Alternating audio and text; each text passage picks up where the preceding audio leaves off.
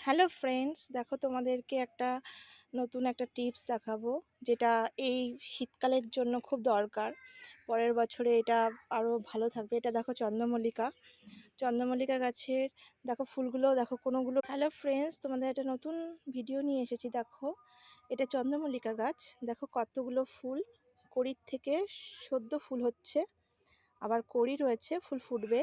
কিন্তু আবার কিছু কিছু ফুল দেখো, এই ফুলটা অনেকটাই বড় সাইজের ফুল। এটা সহজে সব সময় পাওয়া যায় না, কিন্তু কত সুন্দর দেখো। তো এই ফুলটাকে তোমার কিছু কিছু ফুল দেখো খারাপ হয়ে গেছে। তো এই যে খারাপ হয়ে গেছে, কিন্তু এই ফুলগুলো যদি আমরা রেখে দিই তাহলে কি হবে? এই যে নিচে দেখো কড়ি আছে, এই যে কড়ি আছে, এই যে এই ফুলটারও নিচে এরকম কড়ি রয়েছে। তো এইগুলো ফুটতে দেরি হবে আর ফুটবে না ভালোভাবে। তো আমি এই ফুলগুলো কেটে দেব। দেখো এক হাতে ভিডিও করছি, এক হাতে এই করছি বলে দেখাতে পারছি না।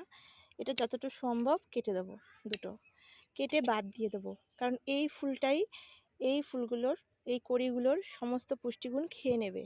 তো এটা বাদ দিয়ে দেবো। আর অবশ্য করেই এই যে অ্যালোভেরার কষ লাগিয়ে দেবো, দেখতেই পাচ্ছ। আর অবশ্যই নেবে এরকম হলুদ হয়ে যাওয়া অ্যালোভেরা, যেটা হলুদ হলুদ বেরোবে, এরকম করে লাগিয়ে দেবো। তাহলে এই ওপরটা নষ্ট হবে না, কোনো পোকা হওয়ার ভয় থাকবে না, ফাঙ্গাস লাগার ভয় থাকবে না। তো ওটা লাগিয়ে দিয়ে এবার এখান থেকেই তোমাদের আবার নতুন করে কড়ি ছাড়বে আর কচি পাতা হবে। এই গাছটাই আমার আবার পরের বছর লাগবে। এরকম করে করে বাঁচিয়ে রেখে এটার থেকে কাটিং তৈরি করবো, পরে আমরা দেখাবো কাটিং তৈরি করার ভিডিও।